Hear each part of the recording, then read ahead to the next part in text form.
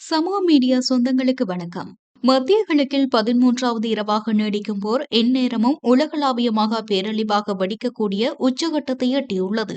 ஈரானின் $100 பில்லியன் சொத்துக்களை பறிமுதல் செய்வோம் என ட்ரம்ப் அதிரடி எச்சரிக்கை விடுத்துள்ள நிலையில் பஹ்ரைன் மற்றும் ஜோர்டானில் உள்ள அமெரிக்காவின் முக்கிய ராணுவ தளங்கள் மீது ஈரான் ட்ரோன் தாக்குதல்கள் நடத்தியுள்ளதாக தகவல்கள் வெளியாகியுள்ளன.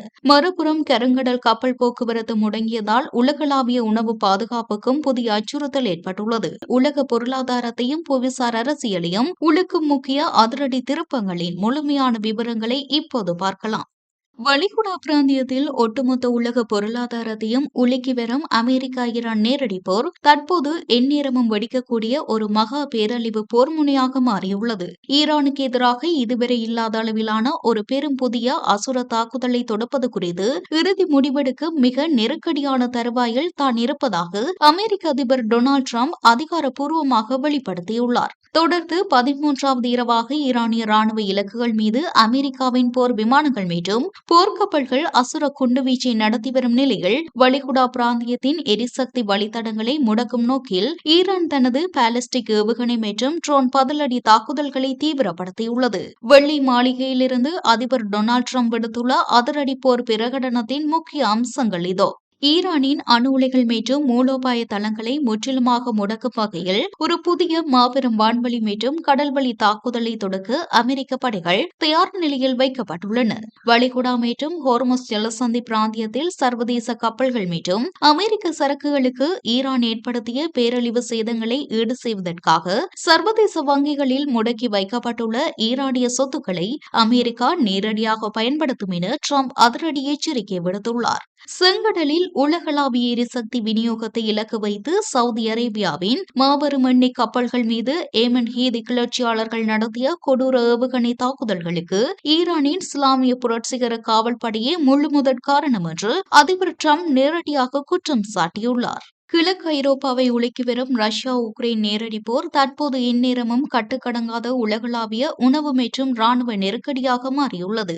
உக்ரைனின் வான் பாதுகாப்பை அசுர வேகத்தில் பலப்படுத்துவதற்காக அமெரிக்காவின் முன்னணி பாதுகாப்பு நிறுவனமான ரேதியோனுடன் இணைந்து அதிநவீன பேட்ரியாட் ஏவுகணை இடைமறிப்பான்களை உக்ரைன் மண்ணிலேயே கூட்டு தயாரிப்பு செய்வதற்கான மாபெரும் மூலோபாய திட்டத்தை அதிபர் விளாடிமிர் ஜெலன்ஸ்கி அதிகாரப்பூர்வமாக அறிவித்துள்ளார். அங்காராவில் அமெரிக்க அதிபர் டொனால்டு டிரம்புடன் நடத்திய வரலாற்று சிறப்புமிக்க பேச்சுவார்த்தையின் தொடர்ச்சியாக இந்த அசுர ராணுவ ஒப்பந்தம் எட்டப்பட்டுள்ள நிலையில் மறுபுறம் உக்ரைனின் ஜபோரிஷியா மற்றும் கருங்கடல் வழித்தடங்கள் மீது ரஷ்யா தனது மிக கொடூரமான ஏவுகணை மற்றும் ட்ரோன் தாக்குதல்களை தீவிரப்படுத்தியுள்ளது. கீவ் நகரில் ரேதியோன் நிறுவனத்தின் உயர்மட்ட குழுவை சந்தித்த பிறகு அதிபர் ஜெலன்ஸ்கி விடுத்துள்ள போர் பிரகடனத்தின் முக்கிய அம்சங்களின்படி ரஷ்யாவின் பாலிஸ்டிக் ஏவுகணைகளை நடுவானில் சுட்டளிக்கும் ஒரே ஆயுதமான பேட்ரியாட் ஏவுகணை இடைமறிப்பான்களை ரேதியோன் நிறுவனத்துடன் இணைந்து உக்ரைன் கூட்டாக தயாரிக்க உள்ளது. இந்த அசுர ஏவுகணை உற்பத்தி உரிமத்தை உக்ரைனுக்கு வழங்குவது குறித்து அண்மையில் துருக்கியின் அங்காராவில் நடந்த நேட்டோ உச்சி மாநாட்டின் போது அமெரிக்க அதிபர் டொனால்டு டிரம்ப் ஆதரவு தெரிவித்துள்ளதாக ஜெலன்ஸ்கி உறுதிப்படுத்தியுள்ளார்.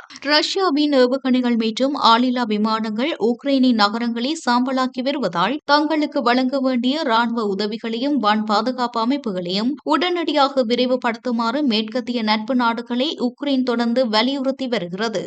செங்கடல் மற்றும் பாப் அல் மண்டே ஜலசந்தி பிராந்தியத்தில் சவுதி அரேபியாவுக்கு எதிராக ஏமன் ஹீதி கிளர்ச்சியாளர்கள் அறிவித்துள்ள அசுர கடல்வழி முற்றுகையை முறியடித்து சவுதி கச்சா எண்ணெயை ஏற்றி சென்ற 2 மாபெரும் சீன சூப்பர் டேங்கர்கள் வெற்றிகரமாக நீர்வழி பாதையை கடந்து வெளியேறியுள்ளன. லண்டன் பங்கு சந்தை குழுமம் கப்பல் போக்குவரத்து தரவுகள் இதனை அதிகாரப்பூர்வமாக உறுதிப்படுத்தியுள்ளன.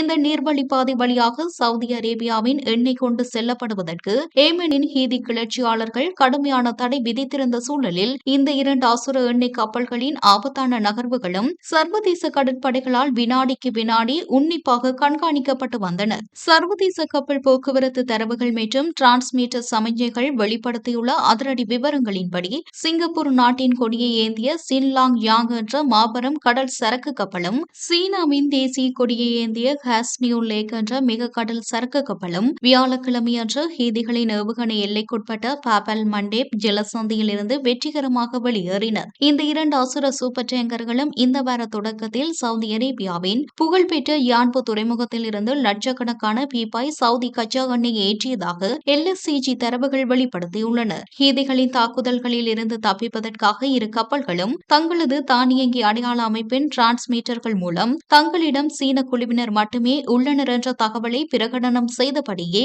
ஆபத்தான நீர்வழிப்பாதையை கடந்துள்ளன. வளைகுடா மற்றும் மத்திய கிழக்கு பிராந்தியத்தில் அமெரிக்காவுக்கு எதிரான நேரடி போரை உச்சகட்டத்திற்கு கொண்டு செல்லும் வகையில் பஹ்ரைன் மற்றும் ஜோர்டான் ஆகிய நாடுகளில் உள்ள அமெரிக்காவின் மிக முக்கிய ராணுவ மூலோபாய தளங்கள் மீது மாபெரும் ஆளில்லா விமான தாக்குதல்களின் புதிய அசுர அலையை தொடுத்துள்ளதாக ஈரான் ராணுவம் அதிகாரப்பூர்வமாக பொறுப்பேற்றுள்ளது. ஈரானின் அரசு ஊடகமான மெஹர் செய்தி நிறுவனம் விடுத்துள்ள அவசர போர் பிரகடன அறிக்கை ஒட்டுமொத்த பிராந்தியத்திலும் அமெரிக்க படைகளின் வான் பாதுகாப்பை நிலைகுலைய செய்துள்ளது. ஈரான் ராணுவம் வெளியிட்டுள்ள அதிகாரப்பூர்வ போர் பிரகடனத்தின் அதிர்ச்சி விவரங்களின்படி பஹ்ரைனில் உள்ள அமெரிக்க கடற்படையின் 5ஆம் படைப்பிரிவின் முக்கிய அரணான ஷேக் ஈசா விமானப்படை தளத்தை இலக்கு வைத்து ஈரானிய ட்ரோன்கள் அசுர குண்டுவீச்சை நடத்தியுள்ளன. அங்குள்ள பிரம்மாண்ட எரிபொருள் சேமிப்பு கிடங்குகள், ராணுவ உபகரண கிடங்குகள் மற்றும் அமெரிக்க படை வீரர்களின் தங்குமிடங்கள் முற்றிலும் தீக்கிரையாக்கப்பட்டுள்ளதாக ஈரான் தெரிவித்துள்ளது. ஜோர்டானில் உள்ள அமெரிக்காவின் முன்னணி உத்திசார் தளமான முவஃபாக் சால்டி அல் அஸ்ரக் விமானப்படை தளத்தில் புகுந்த ஈரானிய ஆளில்லா விமானங்கள் அங்கு நிறுத்தப்பட்டிருந்த அமெரிக்க போர் விமான கொட்டகைகள், அதிநவீன பராமரிப்பு வசதிகள் மற்றும் தங்குமிடங்களை துல்லியமாக தாக்கி அளித்துள்ளன. ஈரானின் இறையாண்மை மற்றும் நலன்களுக்கு எதிராக அமெரிக்காவோ அல்லது அதன் நட்பு நாடுகளோ எந்தவொரு ராணுவ நடவடிக்கையிலும் ஈடுபட்டாலும் ஒட்டுமொத்த மத்திய கிழக்கு பிராந்தியத்தின் பாதுகாப்பும் உலகளாவிய பொருளாதார ஸ்திரத்தன்மையும் முற்றிலும் சீர்குலைக்கப்படும் என ஈரான் ராணுவம் அசுர எச்சரிக்கை விடுத்துள்ளது. அமெரிக்கா மற்றும் மேற்கத்திய நாடுகளின் வங்கிகளில் பல தசாப்தங்களாக முடக்கி வைக்கப்பட்டுள்ள ஈரானின் சொத்துக்களை பயன்படுத்துவது தொடர்பாக அமெரிக்க அதிபர் டொனால்டு டிரம்ப் மற்றும் ஈரானிய ராஜதந்திரி அராக்சி இடையே புதிய ராஜதந்திர மோதல் வெடித்துள்ளது. அமெரிக்காவும் பிற சர்வதேச அரசாங்கங்களும் வெளிநாட்டு வங்கிகளில் உள்ள நிதிகள் உட்பட ஈரானின் அரசு சொத்துக்களை பல தசாப்தங்களாக முடக்கி வைத்துள்ளன. 1979ஆம் ஆண்டில் தெஹ்ரானில் உள்ள அமெரிக்க தூதரகத்தில் அமெரிக்க குடிமக்கள் பணிய கைதிகளாக பிடிக்கப்பட்ட போது அமெரிக்கா முதலில் ஈரானிய நிதிகளை முடக்கியது. 1981ஆம் ஆண்டு எட்டப்பட்ட அல்ஜியர்ஸ் உடன்படிக்கையின் கீழ் சில சொத்துக்கள் விடுவிக்கப்பட்டன. அதற்கு பிரதிபலனாக தெஹ்ரானில் தடுத்து வைக்கப்பட்டிருந்த 52 அமெரிக்கர்களை ஈரான் விடுவித்தது. இன்று சர்வதேச அளவில் முடக்கப்பட்ட ஈரானிய சொத்துக்களின் சரியான மதிப்பு அதிகாரப்பூர்வமாக தெரியவில்லை என்றாலும் அது சுமார் $100 பில்லியன் என மதிப்பிடப்பட்டுள்ளது. ஆஸ்திரேலிய பிரதமர் பெஞ்சமின் நெதன்யாகு அமெரிக்காவிற்கு வருகை தரும் பட்சத்தில் சர்வதேச சட்டங்களின்படி அவரை கைது செய்து சர்வதேச குற்றவியல் நீதிமன்றத்தில் ஆஜர்படுத்த வேண்டும் என்று மனித உரிமைகள் அமைப்பான அம்னெஸ்டி இன்டர்நேஷனல் மற்றும் அமெரிக்க அரசியல் தலைவர்கள் தரப்பிலிருந்து கோரிக்கைகள் வலுத்து வருகின்றன. அம்னெஸ்டி இன்டர்நேஷனல் அமைப்பின் ஆராய்ச்சி, பரிந்துரை, கொள்கை மற்றும் பிரச்சாரங்களுக்கான மூத்த இயக்குநரான எரிகா குவேரா ரோசாஸ் ஆஸ்திரேலிய தலைவரை கைது செய்து சர்வதேச குற்றவியல் நீதிமன்றத்தில் விசாரிக்க வேண்டும் என்று அதிகாரப்பூர்வமாக அழைப்பு விடுத்துள்ளார். அமெரிக்க அதிகாரிகள் மனித உரிமைகளை நிலைநிறுத்தி சர்வதேச சட்டத்தின் ஆட்சியை மதிக்க வேண்டும் என்று ரோசாஸ் தனது எக்ஸ் சமூக வலைதள பக்கத்தில் திட்டவட்டமாக பதிவிட்டுள்ளார். காசா மீதான இஸ்ரேலின் போரின் போது போர்க்குற்றங்கள் மற்றும் மனித நேயத்திற்கு எதிரான குற்றங்களை செய்ததாக நெதன்யாகு மீது குற்றம் சாட்டி சர்வதேச குற்றவியல் நீதிமன்றம் 2024ஆம் ஆண்டிலேயே அவருக்கு எதிராக அதிகாரப்பூர்வமாக இந்த கைது ஆணையை பிறப்பித்திருந்தது குறிப்பிடத்தக்கது. இதுபோன்ற பல செய்திகளை தெரிந்து கொள்ள நம்முடைய சமூக மீடியா யூடியூப் சேனலை சப்ஸ்கிரைப் செய்து அருகில் உள்ள பெல் பட்டனை கிளிக் செய்யுங்கள். மேலும் செய்திகளை உடனுக்குடன் தெரிந்து கொள்ள சமூகமீடியா.com என்ற இணையதளத்தின் வாயிலாக எங்களுடன் இணைந்திருங்கள்.